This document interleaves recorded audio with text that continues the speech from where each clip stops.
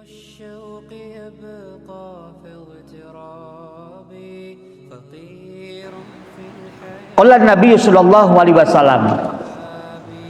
Perhatikan ini ya.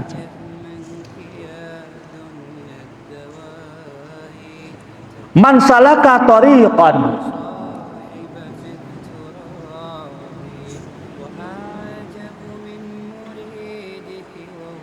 barang siapa menempuh dalam sebuah perjalanan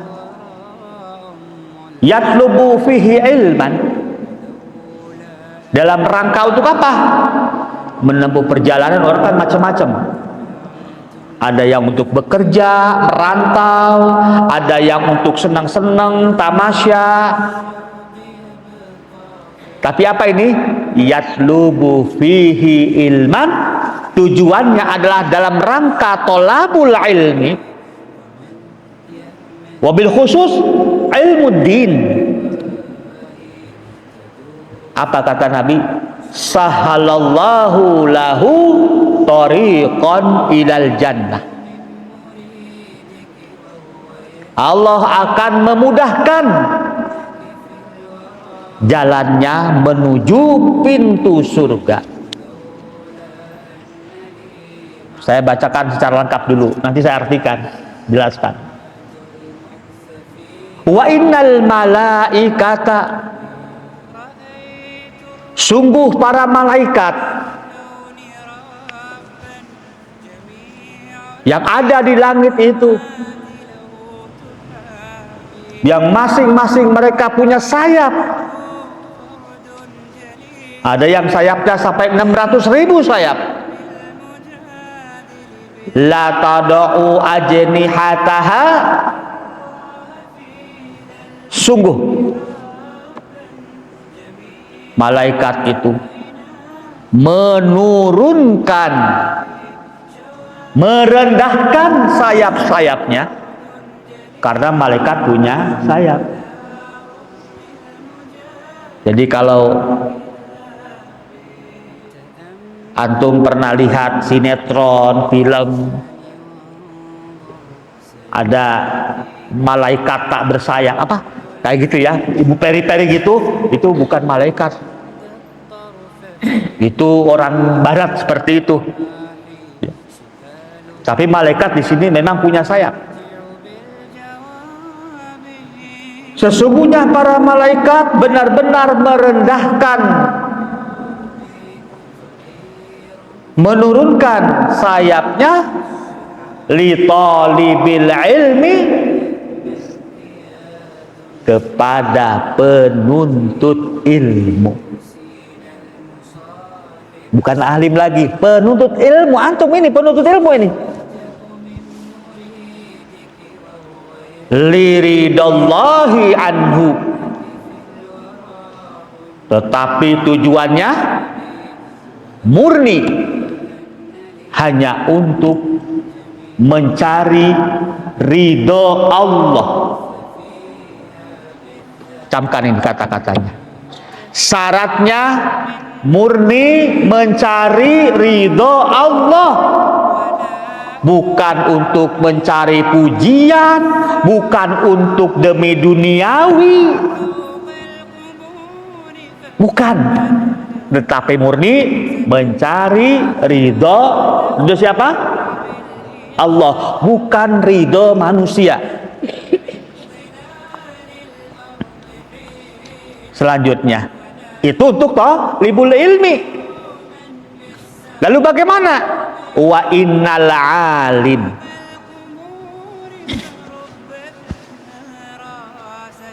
sesungguhnya orang yang alim itu. Dah, perhatikannya ke sini ya.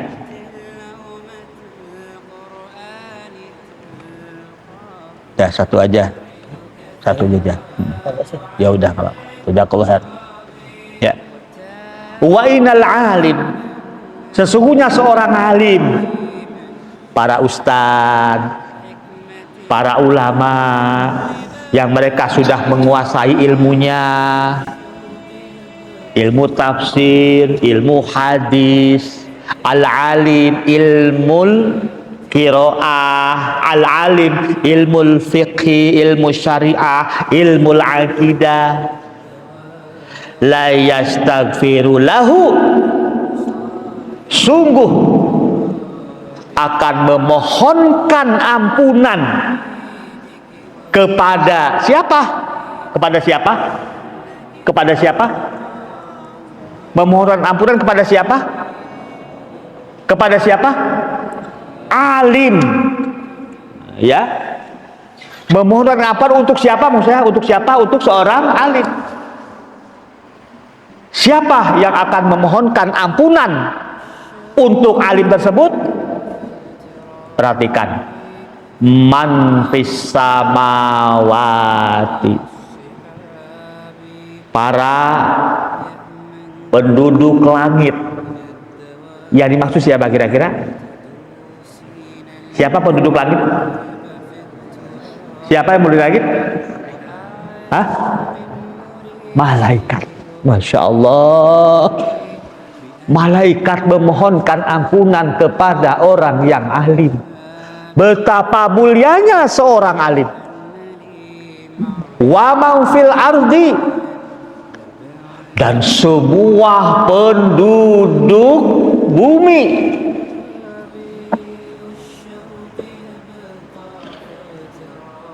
Siapa penduduk bumi? Hewan, hayawanat,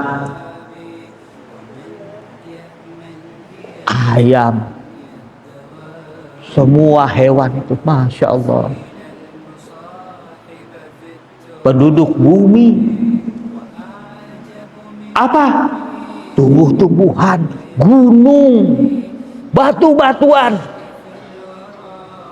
Hattal hitan fi jawfil ma', sampai ikan di kegelapan laut yang dalam. Di dalam laut yang terdalam ada ikan-ikan. Ikut memohonkan ampunan kepada orang alim. Masya Allah.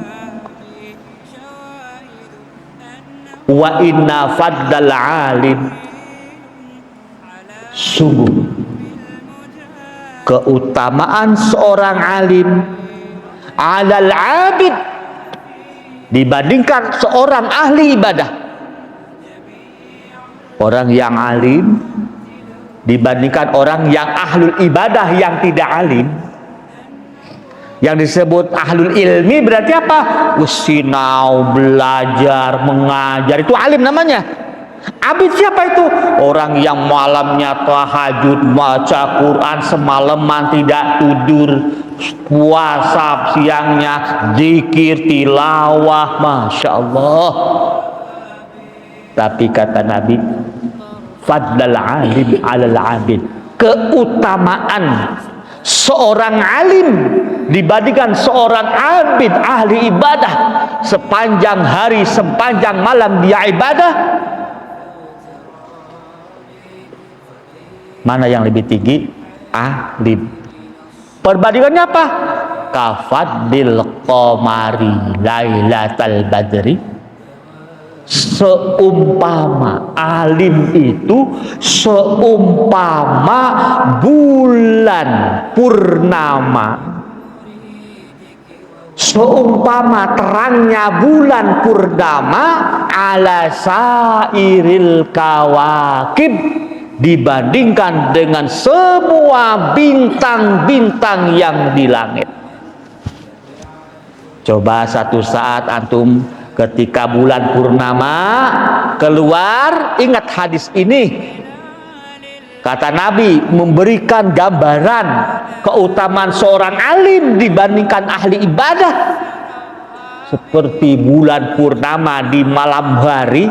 Bulan purnama berarti bulan yang penuh, lingkarannya penuh, yang paling terang pada tanggal 15, dibandingkan dengan miliaran bintang-bintang yang di langit, tetap cahaya terangnya lebih terang satu bulan itu dibandingkan miliaran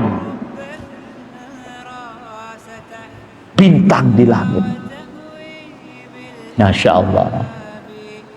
Wa innal ulama warasatul anbiya.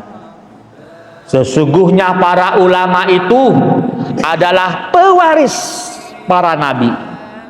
Wa innal anbiya lam yuwarrisu dinaron wala dirhaman. Sesungguhnya para nabi, meskipun itu Nabi Sulaiman yang disebut nabi yang paling kaya raya, lam yuwarrisu, tidak mewariskan uang, kekayaan, dinar, jenis mata uang emas, wala dirhaman, uang jenis mata uang perak. Wa innama warasul ilma. Sesungguhnya para ulama itu hanya mewariskan ilmu. Faman akhodahu akhoda bihadzin wafir. Barang siapa mengambil ilmunya tersebut, berarti dia mendapatkan bagian yang besar. Masya Allah. Akan saya terangkan kalimat yang pertama hadis ini. Man salaka tariqan yaltulubuhu yaltamisuhu fi ilman sahalallahu tariqan ilal jannah. Kata Nabi, satu kalimat ini perhatikan, barang siapa berjalan di satu tempat di dalam rangka di jalan untuk menuntut ilmu, maka Allah mudahkan jalan baginya menuju surga. Apa artinya? Nabi hanya menyampaikan dalam hadis-hadisnya bahwa jalan yang paling mudah, dipermudah untuk masuk surga adalah ilmu. Kenapa? Karena ilmu ini adalah jalan yang paling gampang menuju surga dan yang paling cepat menuju surga. Masya Allah, betapa mulianya antum ini di masa usia remaja didekatkan di dalam apa? Suasana keilmuan, jalan menuju surga. Nabi hanya mengatakan sahalallahu lahu tariqan ilal jannah, Allah akan memudahkan jalan menuju surga. Hanya ilmu yang jalan yang paling gampang menuju surga dan yang paling cepat. Ini paling cepat menuju surga. Masya Allah.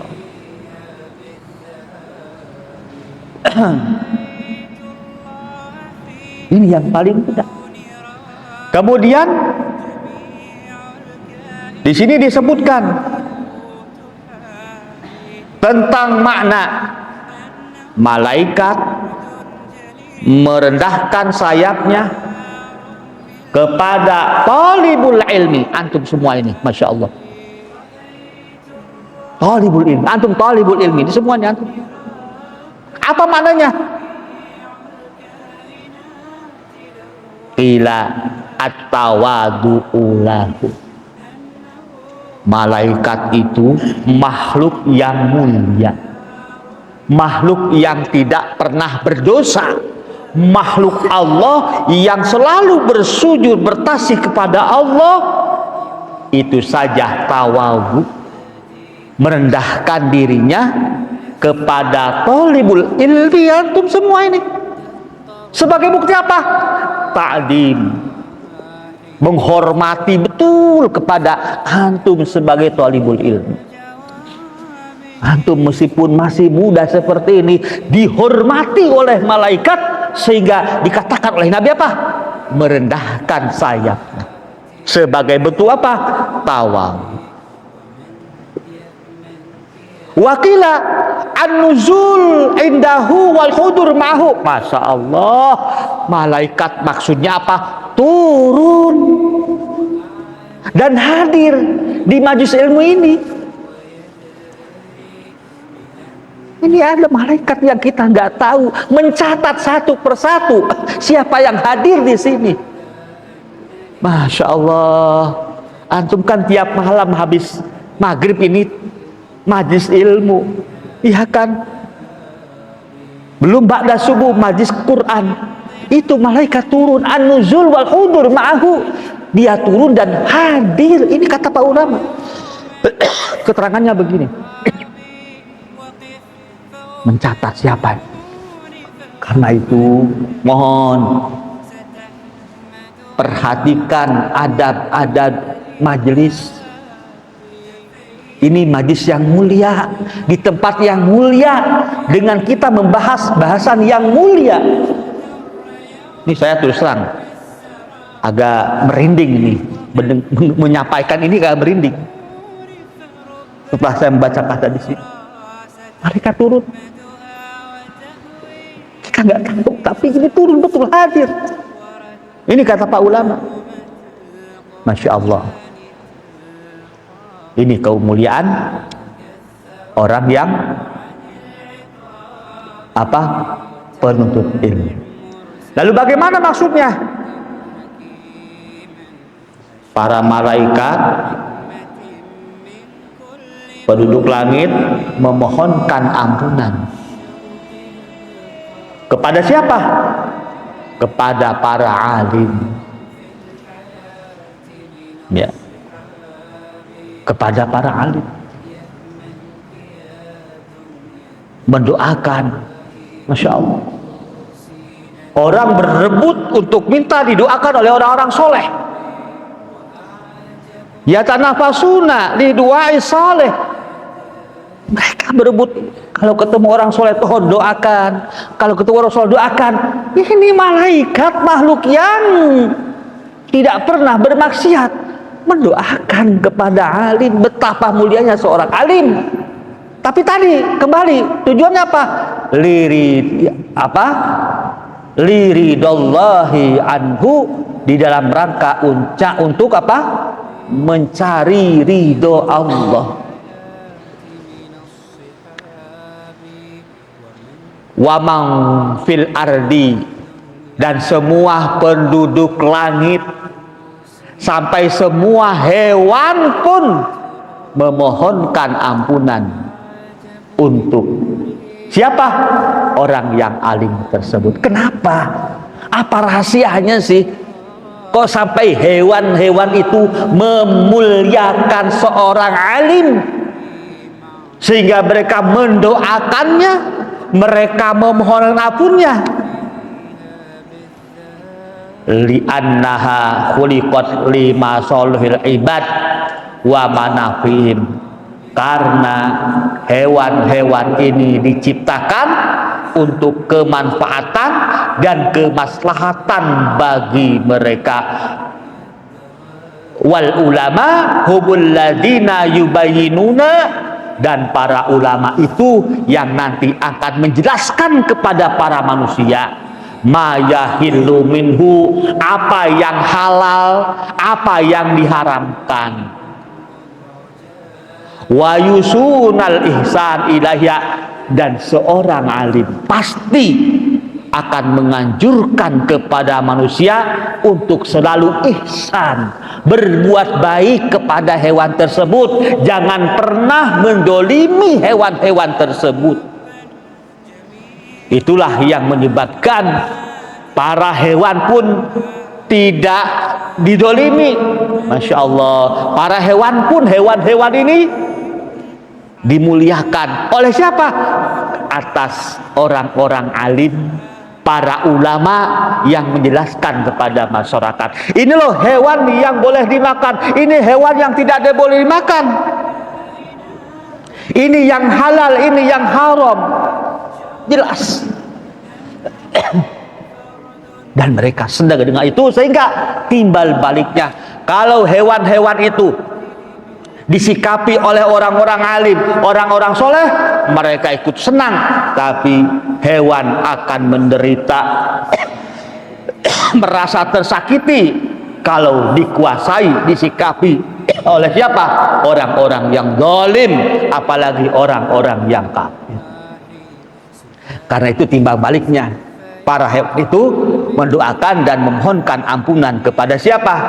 Kepada talibul ilmi. Ya. Coba lihat aja. Ya. Kalau alim, hewan itu kalau seorang alim, dia tahu bagaimana cara menyembelihnya supaya tidak menyakiti, ya kan? Harus dengan pisau yang sangat tajam, membacakan bismillah, harus putus urat lehernya, sehingga apa? Hewan tidak merasa tersiksa. Coba kalau orang dolim, orang yang tidak paham, apalagi orang kafir, bagaimana mereka menyembelih kambing, bagaimana mereka menyembelih ayam. Masya Allah, banyak yang dengan dolim. Coba bagaimana mereka itu memakan misalnya babi, bagaimana nyembelihnya? Nggak ada yang disembelih, pun babi nggak punya leher, iya kan? Yang jelas diharamkan. Bagaimana orang misalnya menyembelih kambing, bukan kambing, apa namanya, anjing, Masya Allah, dipukulin dulu, dibasuh ke dalam karung, dipukulin, wak wak wak, nah baru disembelih. Masya Allah, udah mau mati malah baru disembelih, disakiti dulu. Tapi kalau seorang alim, dia tahu bagaimana cara menyembelih hewan, memperlakukan hewan, ya. Kalau ada kucing bagaimana? Jangan disiksa, dikasih makan dan lain sebagainya. Sehingga ada seorang sahabat yang dipanggil dengan Abu Hurairah, artinya bapak kucing, apa? Saking dia orang yang sangat menjadi penyayang kucing. Nah itulah kenapa para hewan-hewan itu, semua hewan itu memohonkan ampunan, mendoakan orang-orang yang alim. Karena inilah yang akan menjaga kemaslahatan. Siapa? Hewan-hewan itu para ulama. Demikian juga tumbuh-tumbuhan ikut bertasbih juga. Ini mafis samawati wa mafil ardi. Masya Allah, ya. Itulah alasannya kenapa hewan itu ikut mendoakan dan memohonkan ampunan kepada orang-orang yang alim. Kemudian hadis berikutnya, ya. Yuzanu yaumal qiyamah, nanti akan ditimbang pada hari kiamat, midadul ulama, tintanya para ulama. Disebut midadul ulama, tintanya para ulama akan ditimbang. Kenapa? Mereka menulis, ya, ilmunya lewat kitab, wadah musyuhada, dan darahnya para syuhada. Artinya apa? Bahwa darah syuhada itu bisa dibandingkan dengan apa? Tintanya para ulama. Ini sebuah kiasan. Karena zaman sekarang kan tidak perlu dengan tinta kan, dengan dia lewat laptop, dengan apa, ini sebuah tulisannya para ulama itu itu sangat berharga sekali. Antum tahu siapa itu Imam Nawawi? Berapa umurnya beliau? Hanya 55 tahun. Dengan saya masih tua, saya sudah 53 tahun. Tapi Imam Nawawi itu 45 tahun. Bagaimana karyanya sekarang dipelajari oleh sampai sekarang. Lahir pada tahun 600-an, 700-an. Ya. 600-an. 600 Hijriah. Sekarang 1408 abad yang lalu. Dia lahir, sampai sekarang tulisannya masih dibaca, dipelajari. Apa salah satunya? Hadis Arba'in An-Nawawiyah. Antum belajar itu kan ya? Hadis Arba'in An-Nawawiyah, 40 hadis yang disusun oleh Imam Nawawi. Ini kitab yang luar biasa. Beliau menyusun kitab dari ratusan ribu hadis. Beliau bikin 42 hadis. Hadis yang pokok tentang ajaran Islam. Karena itu penting. Ini penting dipelajari hadis Arba'in itu. Karena ini pokok pokok-pokok hadis dalam ajaran Islam. Jadi ajaran Islam itu globalnya ada dalam 42 hadis ini. Beliau menyusun kurikulum ajaran Islam dari mulai masalah akidah, masalah syariah, masalah akhlak, lengkap. Sampai sekarang beliau nyusun 800 tahun yang lalu. Sekarang orang masih menggunakan itu. Itu baru hadis arba'in. Jangan dilihat cuma 42 hadis. Itu nyusun 42 hadis itu gak mudah. Bagaimana seorang imam bisa memilahkan itu, memilihkan mana hadis yang paling penting, yang kemudian diurutkan dari 1, 2, 3. Masya Allah, luar biasa. Karena itu saya senang, saya mengkaji hadis arba'in itu di musola sana. Wah, itu menarik sekali. Di sebelum masyarakat itu, umat ini belajar yang lain, belajar dulu tentang hadis arba'in ini, tentang akidah, tentang akhlak, tentang syariah. Wah, ada lengkap di sini. Tentang hari kiamat, tentang bakti sama orang tua, lengkap pada hadis arba'in. Arba'in itu 40, sebenarnya isinya ada berapa? Ada 42 hadis pokok, di mana Islam itu, ajaran Islam ada di 42 hadis tersebut. Itu 800 tahun yang lalu sampai sekarang beliau masih ilmunya dipakai. Apalagi kitabnya Imam Nawawi, siapa yang tahu? Apa yang terkenal? Ayo, siapa? Kitab Riyadhus Shalihin. Masya Allah, ini luar biasa. Olah jiwa orang-orang soleh, riyadhah. Masya Allah, mengolah jiwanya, ya, bukan hanya mengolah raganya. Masya Allah, beliau menyusun ada bab sobar, ada bab tawakal, ada bab takwa, ada bab istiqomah dan lain sebagainya. Adab-adab ada dalam hadis Riyadhus Shalihin. Jadi kalau sudah arba'in, lanjutkan ke hadis Riyadhus Shalihin.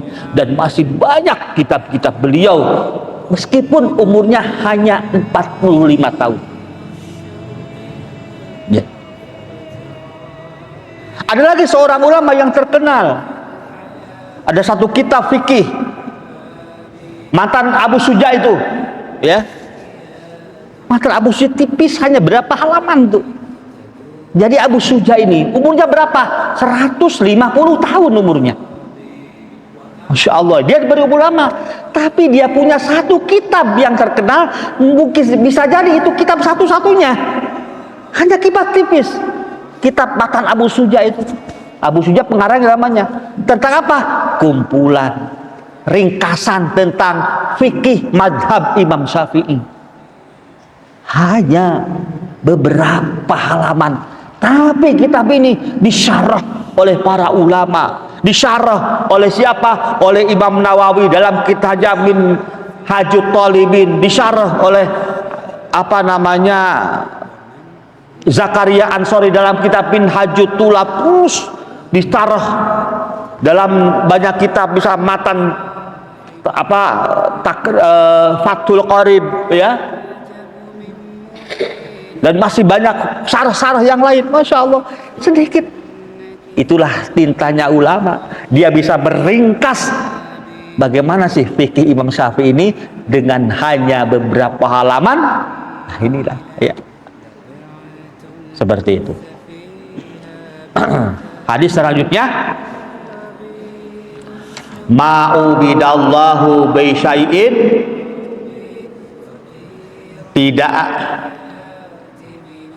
tidak ada amalan, ya, ibadah kepada Allah afdol, yang lebih utama, min fiqhin fi dinin,